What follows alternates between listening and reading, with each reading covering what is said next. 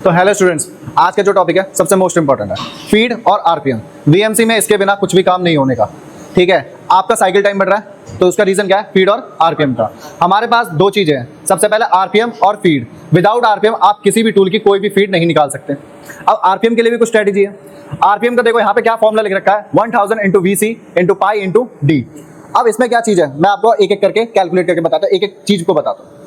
आप इसको थोड़ा सा लेफ्ट कर दो। VC का मतलब होता है कटिंग पैरामीटर, यानी कि cutting feed, vertical cutting feed, जो कि आपको आपके टूल की टिप रेडियस के हिसाब से ही मिलेगी। जितने भी आपके पास आते हैं, जो भी इंडस्ट्रियल कॉन्ट्रैक्ट वाले हैं, वो आपको बताएंगे कि इसका कटिंग पैरामीटर क्या है। अभी एग्जांपल के लिए मैंने कितना ले रखा है, 100। इसके बाद पाई की वैल्यू आती है 3.14। आपने जैसा 9वीं क्लास में 10वीं क्लास में पढ़ा होगा 22/7 पाई इक्वल टू, ठीक है, तो वही हम अपना कैलकुलेट करेंगे तो 3.14 उसकी वैल्यू आती है।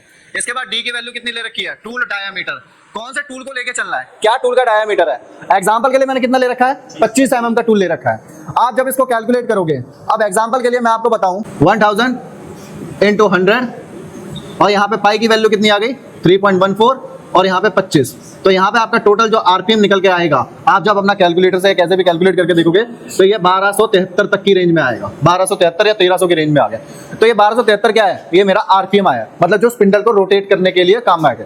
अब इसके बाद आ जाते हैं फीड पे, तो 1273। अब एन क्या आता है, एन का मतलब होता है number of flutes of your tool diameter. Tool के अंदर कितने फ्लूट है, कितने इंसर्ट लग रहे हैं। अब जैसे 25 का आपके पास इंडेक्सेबल कटर आता है तो उसमें होती है फ्लूट 2, तो यहाँ पे मैं कैलकुलेट कर दूंगा कितना। अब आ रही है बात एफ को क्या बोल रहा था, फीड पर टूथ। ये भी आपको कटिंग पैरामीटर के साथ ही मिलेगा। फीड पर टूथ आपको कितना रखना, 0.1 या 0.2 की रेंज में। अगर मैं रखता हूं 0.1 तो ये मेरे को कुल मिला के कितना मिल जाएगा, लगभग 600 तक का मिल जाएगा। ठीक है, 600 का आरपीएम मिल जाएगा फीड। अब इसके बाद मैं इसके अकॉर्डिंग अपनी मशीन चला सकता हूँ। अब मेरी एक और जरूरी बात कि ये कैम सॉफ्टवेयर में जब इसको डालेंगे तो इसका इंपैक्ट क्या पड़ता है, तो आइए अब दिखाते हैं उसके बारे में। तो सबसे पहले अब ये दिखाते हैं कि हमने जैसे एक मॉडल बनाया उस पर कितना टाइम आ रहा है। अभी यहाँ पे आप टोटल टाइम देखोगे तो ये मेरा टोटल टाइम कितना आ रहा है, 27 घंटे 12 मिनट। और जो मैंने वहां पे फीड स्पीड डाली है 25 के एंड से ही है। अब ये दिखाता हूं मैं कि ये डाल के आपको कितना हेल्प होता है। एक बार फीड स्पीड के कॉलम पे क्लिक करना, यहाँ पे देखो डायामीटर कितने का आ रहा है, 25 का। मैंने भी वहां पे कितने की डाल दी, 25 की। आपको आरपीएम डालना है 1273, 1273, फीड 600 और प्लंज फीड डाल दो 100। अब इसके बाद दोबारा एक बार टाइम दिखाओ, तो यहाँ पे देख रहे हो मेरा कितनी बचत हो गई है। तो ऐसी ही जानकारी के लिए हमारे साथ जुड़े रहिए।